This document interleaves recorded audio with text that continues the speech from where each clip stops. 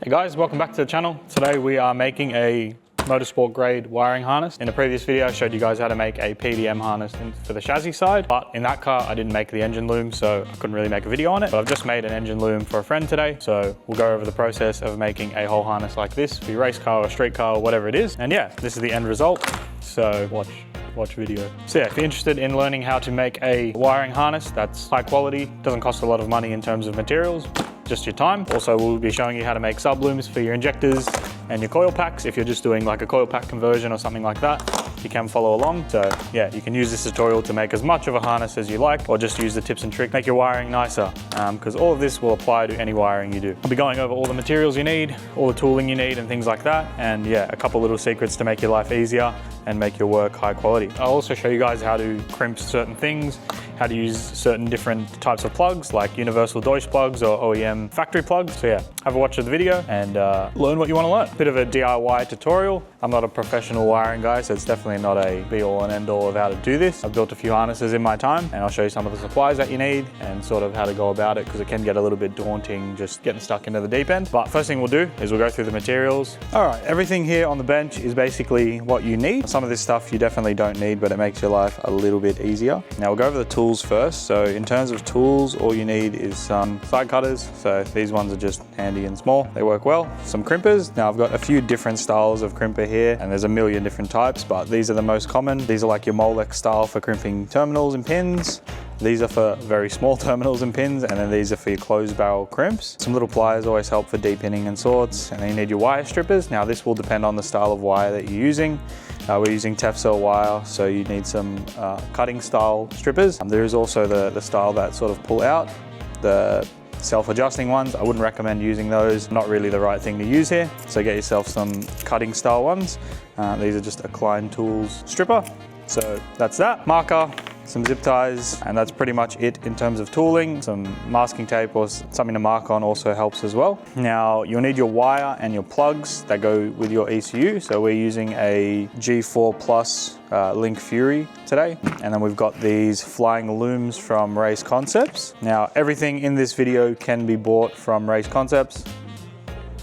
So if you're in Australia or pretty much anywhere in the world and you need wiring supplies for your race car, that's where you get them. It is a little bit hard to find some of this stuff like OEM connectors and wires and plugs and stuff. So just hit him up. Anything not on the website, he's probably got it. So yeah, you can get these Tefcel flying looms that he sells. You can also buy flying looms from your ECU manufacturer, like Link do sell flying looms, but they're just using cheap Chinese TXL wire, whereas these are Tefcel mil-spec wire. So a lot thinner, a lot better in terms of heat resistance and chemical resistance and things like that. So we've got flying looms. Now you do not need those. The other option is you can just buy spools of wire. Now these are spools of Tefcel wire, and you can just strip the ends and terminate them manually. But for the sake of making the video a little bit easier to follow, we're going to use the flying looms today. Next thing you need is obviously all the sensors that are going on the engine.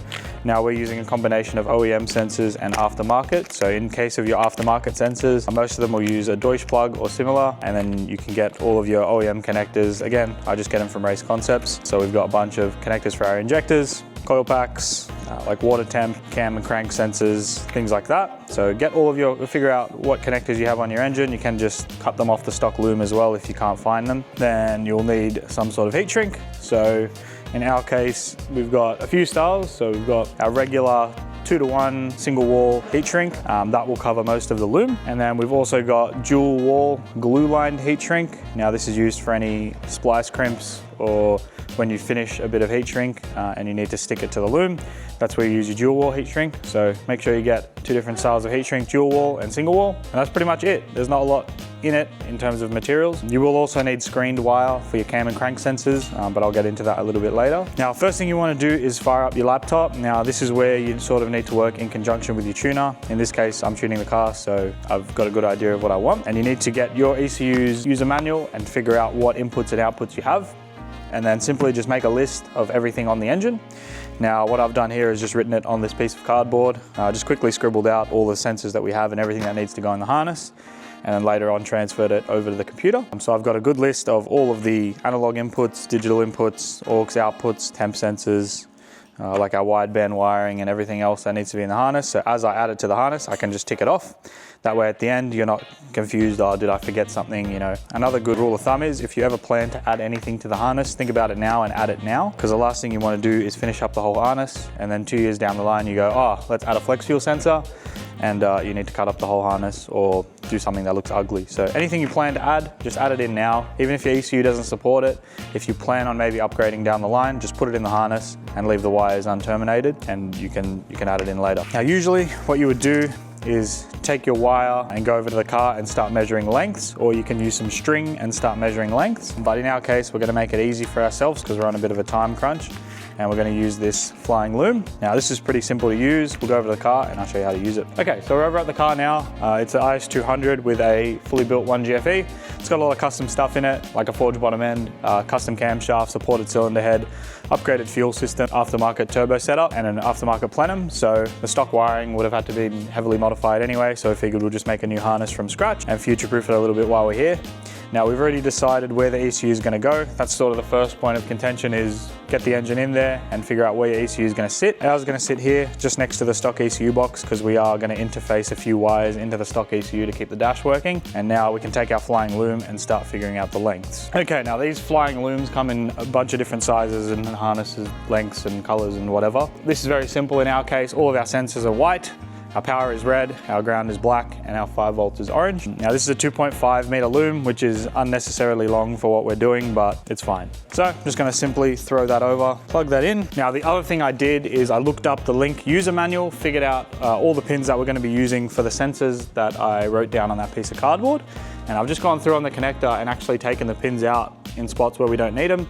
So for example, the top 4 pins on this row that are missing, they were extra inputs that we just don't need. I think they were actually extra outputs that we don't need. So I've just simply taken the wires out, and it makes the loom a little bit skinnier and a little bit less to handle while you're in the car. You can do that at the end, but I prefer to do it at the start just because it makes working a little bit easier. So we're gonna plug that in. Now, what you sort of need to do is route the harness in a clean way that you think it's gonna run, and also leave a little bit of room for serviceability. Now, like I said, I try to make a harness in a way where if down the line anything changes, we can always revise the harness. So leave a little bit of slack in sort of a loop. That way, if he decides down the line, oh, let's change the ECU to something different, something comes out in 5 years that's a little bit nicer, the harness isn't gonna change, so we can always just cut a length off and change the connector. So I'm gonna leave us a little bit of room here. Now, you also need to decide where your harness is going to break out from. In the case of RBs and JZs and 1Gs and things like that, generally it's gonna be under the intake manifold is where your harness starts to separate. So pick a few breakout points. You can obviously break it out at every single connector and have the harness just run like that. But for me, I'm gonna put a breakout point at the back of the intake manifold underneath it, and then all of our sensors will sort of separate from there. And then I'll have another breakout point at the front of the intake manifold, and we'll have a few sensors break out from there. So I have started to route the harness in the car. I've only got half of the loom in here. You could even just do this with one wire or a piece of string, but it's nice to put the whole harness in there because it gives you an idea of where you can fit it and sort of how it wraps around. And I've just put some tape on it to keep it tidy, and then I've put one last piece of tape here, and that's gonna be our junction point. Now, in an ideal full mil-spec world, you wouldn't just have one junction point, you would actually have the harness branch off in several points, but pretty much all of our sensors and plugs are under the intake manifold. So we're just gonna have one branch point there. It'll go up to our coils, up to our injectors. All of our sensors will branch off, and then there'll just be 2 plugs on this side and 1 for our boost, but 3 plugs on this side and everything else is on that side. So I'm just gonna put one branch point at the back on the intake manifold. So now I can pull this out, and that's gonna be our final branch point. So that's our length of the base harness. So I'll mark that on the table, and then we can start stringing lengths, and we can pretty much measure everything back to this point on the car, and we'll know the length of all our wires. That sounds a little bit complex, but it'll make sense once we start doing it. Okay, making some progress here. So I've got this piece of cardboard that's just scrap, and I've made some marks on the side, and I'll show you what they sort of mean. So obviously this was the bit of harness that we put in the car, and that last piece of tape is our branch point. So I sat that on the table just like that, and then I just marked it with branch, and that's our branch point from the end. And then from our branch point, I've put a bunch of markings just on here and written what they are. So I basically went over to the car, just strung a bit of wire, kept the length, and then drew it on here. So our cam sensor and our injector and ignition harnesses will split off there. Our knock sensor will split off there. Our fuel pressure, flex fuel, knock 2, map sensor, wideband, and idle will split off here, so on and so forth all the way to the end. So now all we got to do is run the wires to these lengths and then we can start sleeving it. So I'll quickly run all the wires to these lengths and then we'll get to the next step.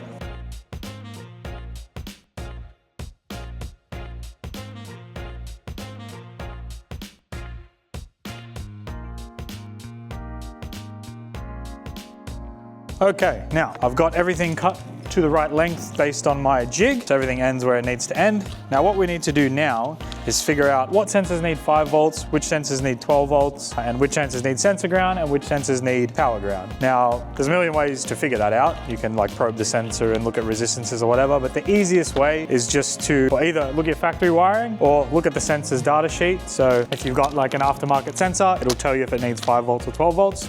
Generally speaking, sensors are 5 volts, except flex fuel sensors are 12 volts, and Hall effect sensors like wheel speed sensors or whatever are usually 12 volts as well. And then your throttle position and oil pressure sensors and stuff are all 5 volts. So that's a good rule of thumb. So you just figure out what's 12 volts and 5 volts, cut your wires to length, and then you'll need to splice them together. Now for that we use what's called a open barrel splice crimp. This is one that I've done that does all the power for my 12 volt stuff. So it gets power in through these wires and sends it out through these to each sensor. Now what we'll do is the sensor ground. So I'll show you how that sort of goes together. In the main harness itself, I've got this black wire, which you probably can't see on camera, but that's my sensor ground. Now, if you run a sensor ground to every single wire individually, the harness will be huge. So all we do is we run one sensor ground to our branch point, and then we branch all of the sensors that need the sensor ground to that branch point and have a bit of a T-piece, if that makes sense. This will branch out until about 10 sensors, and that will make the harness a lot slimmer. Okay, so all I do with this, take my wire and then my branch point's there, put it to my wheel speed in this case, get the length and cut it. So the way I do this, get them all together, have them all cut to the right length based on our measurements. Take zip tie, make sure the ends are all butted up together. You can take some tape as well, but zip tie works well. Cable tie them all together nice and neatly. Take your wire strippers and strip a good amount off each one. Now you strip more off this than a regular pin, like a terminal, just because we're gonna bundle them all together. So it's a little bit easier if you've got some more wire to work with. Okay, now once they're all stripped, you need to take a splice. Now there's a million different sizes. Just pick one based on how many wires you have. So in my case, I've got 7 wires, so this will work pretty well. And we'll go ahead and take our open barrel crimps, crimp that tight, and give it a tug test, make sure it's not going to come off. That's tight. Now on the harness side, obviously take the sensor ground, strip it, fold it over. Now before you slide this in and crimp it, you want to put some heat shrink on it. For these crimps, I like to use dual wall heat shrink. All right, slide your piece of heat shrink over and crimp the other side. Again, give it a tug test. I've overlapped this wire so that all the strands are overlapping on the inside. And then you simply just take your heat shrink. In this case, it's probably a little bit big, but it'll be all right. I'll do a junction like this for my sensor grounds, power grounds, 5 volts and 12 volts. So I'll get those sorted exactly the same way, and then we'll move to the next step. All right. Now for our cam and crank sensors and any knock sensors, we need to use what's called screened wire. Otherwise we'll have interference, and at high RPMs you can get some feedback from your ignition coils firing and you'll get a false reading on your RPM.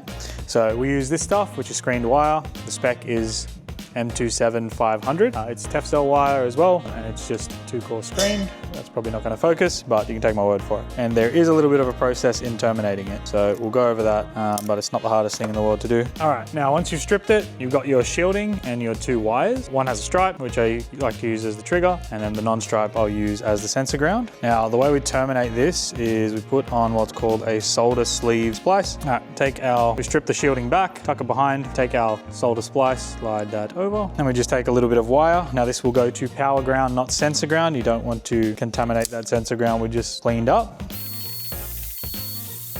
All right, if done correctly, the solder inside the sleeve will melt, and then your shielding can now be grounded out via this. Like I said, that goes to your power ground, not your sensor ground. So just a bolt on the engine block or whatever will do the job. This will get grounded inside the harness, and we just do the same for our knock sensors and our cam and crank.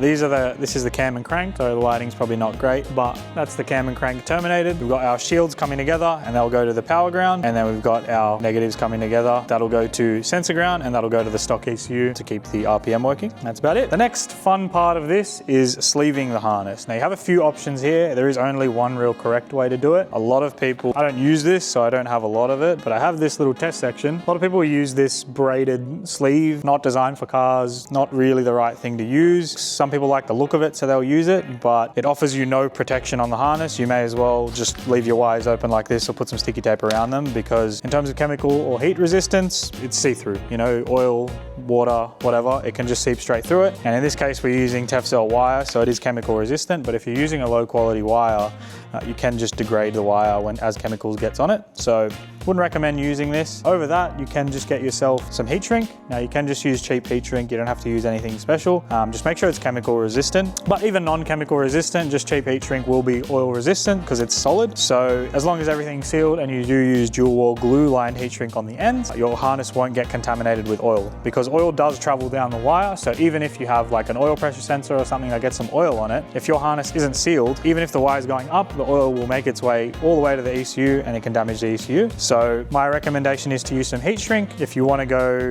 full mil spec, use Raychem DR25. That's the heat shrink you want to use. It's a little bit more rigid. Like this is cheap heat shrink, and then this is DR25. So DR25 is a little bit more rigid, a little bit thicker, and a little bit more chemical resistant, but you can also just use cheap heat shrink and it'll get the job done. Next part of the harness is to sleeve everything. And basically all we're doing is getting our lengths and putting heat shrink on it. We're not heat shrinking it yet. We're going to test everything first before we actually shrink the heat shrink down. So what I do here is I'll plug both connectors into the ECU. And the next thing we need to sleeve is our ignition coils, which consists of 6 trigger wires and a power wire. Now, if you're using fairly high output coils, you should just make sure you're using the right gauge of wire, which again, you can find from the manufacturer's website or the spec. In this case, we are Yaris coils, so they will be fine. All right, so I've got all my junction points here. So we know all of the size of our sensor grounds and our grounds and our powers, so it makes life a little bit easier for this next part. We're going to take our 6 white wires, so our 6 trigger wires. All right, so we take our 6 trigger wires and then we string this out, and then on our power side, once we've got our 6 triggers, on our power side, we should have a red wire that's the same length, which we do, and it's this one. So now it's pretty simple. We just separate that and just flick a zip tie on it. So now we've got our power and our triggers for all of our coils. They're going to ground to the cylinder head itself, so we don't need to worry about that. I will show you how to make a coil and injector harness. Now, you don't want to make the heat shrink too short or too long. If you make it too short, obviously it's not going to cover the loom. And if you make it too long, it's going to be impossible to pin the connector. Depending on the connector, leave yourself a good amount of length. And you can do this at the end, or you can just tape it up for now, but I'll just stick a piece of heat shrink over it because it makes everything a little bit nicer to work with and a little less all over the place. So that is that part of the section, that part of the harness done. All we'll do now is cut those all to the same length, put a Deutsch connector on it, and that bit's done. Now we basically just go through and every single one, we do the same thing. So on a 5-volt sensor, we'll take our orange wire, a black sensor ground wire, and our white sensor wire, and we'll sleeve those. On a temp sensor, we'll just take our sensor ground and our sensor wire and sleeve those together. Basically just make your way down your list of things and sleeve all of the wires. And then we'll get to the next step, which is sleeving the main harness. Now you can sleeve the main harness first, but then you have to use a multimeter to figure out what wire does what. So sort of pick your battles there and figure out what's going to be easier for you.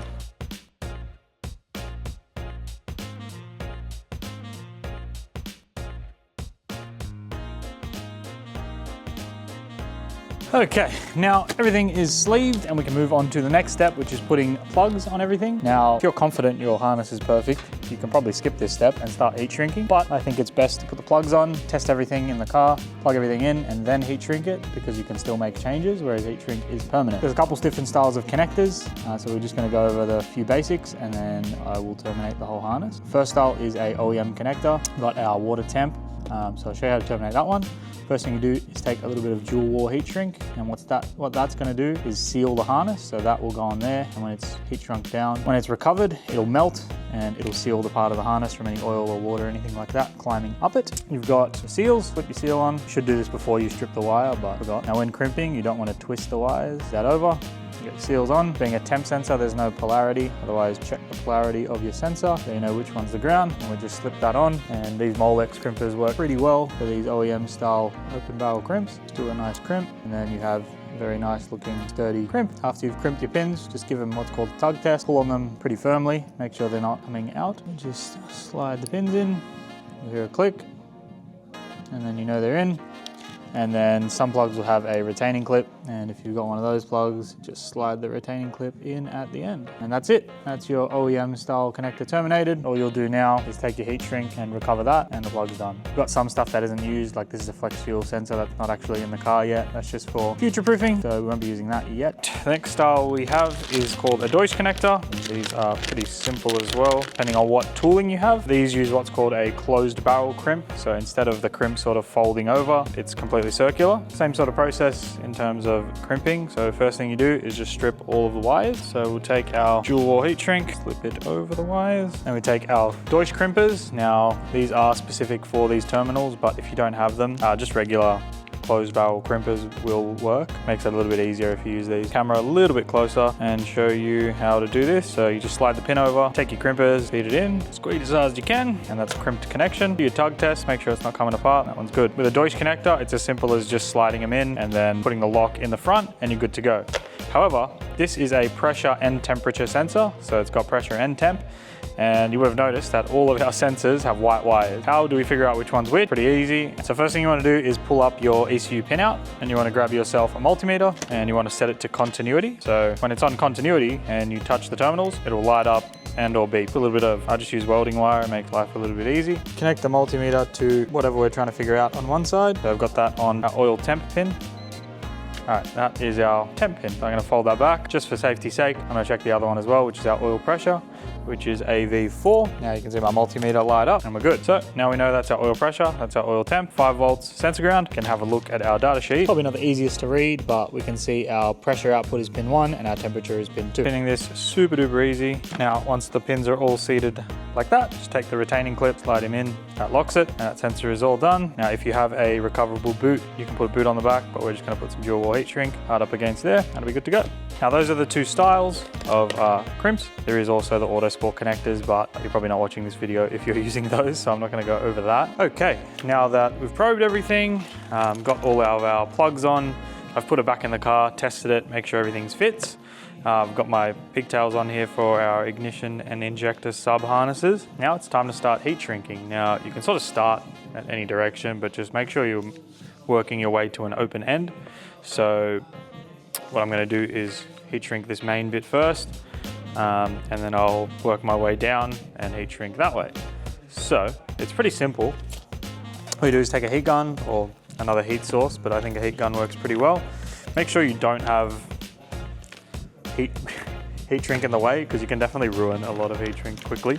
And then all you do is just make your way around and start recovering the heat shrink. Now again, in an ideal world, you would have like a full concentric twist in here, and that way, no matter how you wrap the harness, nothing will really happen.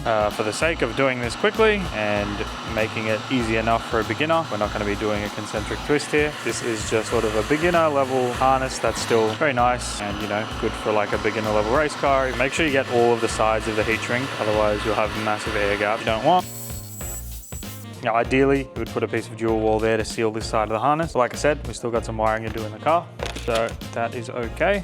Now the next step is going to be to start recovering each little branch of the harness. Again, you can start on either side. I would start from this side because we've already recovered this, and work your way up. So here we have a junction, so it goes from our main harness off to all of our sensors. So all you do is get the wires close together or underneath the other side, slip over your dual wall, and then just heat it. Now remember that dual wall does recover 4-to-1 or 3-to-1 depending on what brand you get, so you can go pretty big with it and it'll still work. Just make it a little bit easier to get over, and then while it's hot, take a cable tie, and that will give you a nice seal and a sort of stress-free joint. So that's the whole harness pretty much done. Get it into the car, test fit everything, wire up the car side, and we'll see what we ended up with. Excuse me if I sound a bit tired because it's 3 a.m. So the main part of the harness is done. It's all recovered and in the car. Everything fits correctly. I've put another Deutsch connector where the ECU plugs are. Now this Deutsch connector has the alternator excite built into it, so there's a resistor in there to keep the alternator charging. This plug interfaces the stock ECU because we need to keep it in here to keep the stock dash and stuff working. So these connectors here are breakouts. Just a little bit nicer way to do it, so that if you need to pull the coils out, you can just undo one plug, pull all 6 coils out. But if you need to take the fuel rail off, you just undo one plug, and then the whole fuel rail can come off with all the wiring intact. Excuse the mess. Obviously we're pretty deep in this harness, but basically I've taken the branch harness that we made on the car, laid it out here on the table, and then marked where each cylinder sits. So I got 1, 2, 3, 4, 5, 6. Not sure if that's visible on camera. Because we've got smart coils, so they're Yaris coils. Pretty much any smart coil works the same way. There's 3 wires, you got your power, ground, and trigger. What we need to do here is create a junction. So we're going to use 2 20 gauges to power all 6 coils. 3 coils will ground to 1 wire, if that makes sense. The way we do this is using a, not sure if that's visible, but a copper closed barrel splice. You can get coil 1, 2, and 3. And all you do, slip it over. There's a bunch of different closed barrel crimpers. I seem to like these ones as I've never had a crimp fail with these. And we just make a nice secure crimp. Do your tug test, they're not coming out. Same on the other side. And then just like that, you've got your 1 power wire in from your Deutsch connector out to 3 coils. That can get added to your harness and then it'll all get sleeved. Now, one thing I like to do with a splice like this, just stagger your splices and it'll make your harness a little bit smaller. Because if you've got 4 splices in this one area, that part of the harness is gonna be really fat. So just stagger them and your harness will be a bit more uniform. All right, that's our power, 2 power wires, and they go to 6 coils. So that's that done. Now we're gonna ground all 6 coils to 1 ground, 12 gauge, and put a 10mm terminal straight to the cylinder head. Same thing as before, just get all 6, but we're gonna put all 6 crimps into 1. And that's all the grounds. Excuse the fact that they're red, I screwed up there, but that is the grounds. Once it's sleeved and we've got everything in place, it's as simple as just doing the procedure from before with the heat shrink, sliding it over.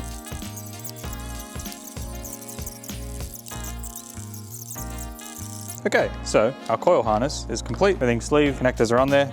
Now I'm just putting the Deutsch connector on the back. Now obviously all of our trigger wires are white, so you may be wondering, how do you do that? Put your probe on one side, take your multimeter and just probe all of the coils until you find the one that you're getting. So that's cylinder 1, and I've made it easy for myself and just use 1 as 1. That's our coil harness all wrapped up.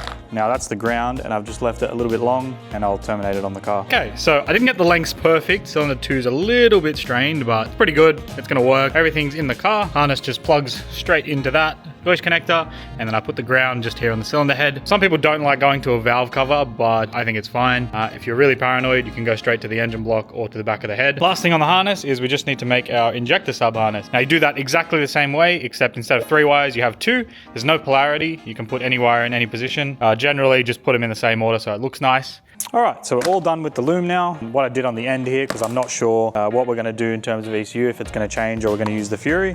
So I've just put some loom tape here on the back, and that will keep it a little bit neater here. So yeah, we've got our Deutsch connector that splits out right at the start, just for our taco wires and things like that, into the factory ECU block. Make our way down, we've got our breakouts for our injectors and our ignition coils. And then we've got our starter motor trigger, a spare 5 volts for future use. And we've got a ground here that grounds the ECU. Now here we've got our oil pressure temp connector, idle control valve. This is future provision, so it'll probably go to a flex fuel sensor, but it can be used for anything. And then we've got our cam sensor, fuel pressure, wideband oxygen, water temp, our 2 NOx sensors into a shielded cable. And we've got our map sensor plug to a Deutsch connector. And then we've got our next subloom that goes towards the front of the car, which has got our alternator plug, VVTi, crank sensor, air temp, throttle position, and our boost control. Now, plugging into these Deutsch connectors here, we've got our sublooms that we made. So this one's for our Yaris style ignition coils. Now we've got our injector subloom, which is just our EV1 style Bosch 1000cc injectors. Now one thing I've done is I've made these opposite, so you can't accidentally plug the coils into the injector harness and vice versa. So everything's only got one spot. As a general rule of thumb, when you're making a harness, try not to make it mix-upable. But yeah, that's all there is to it.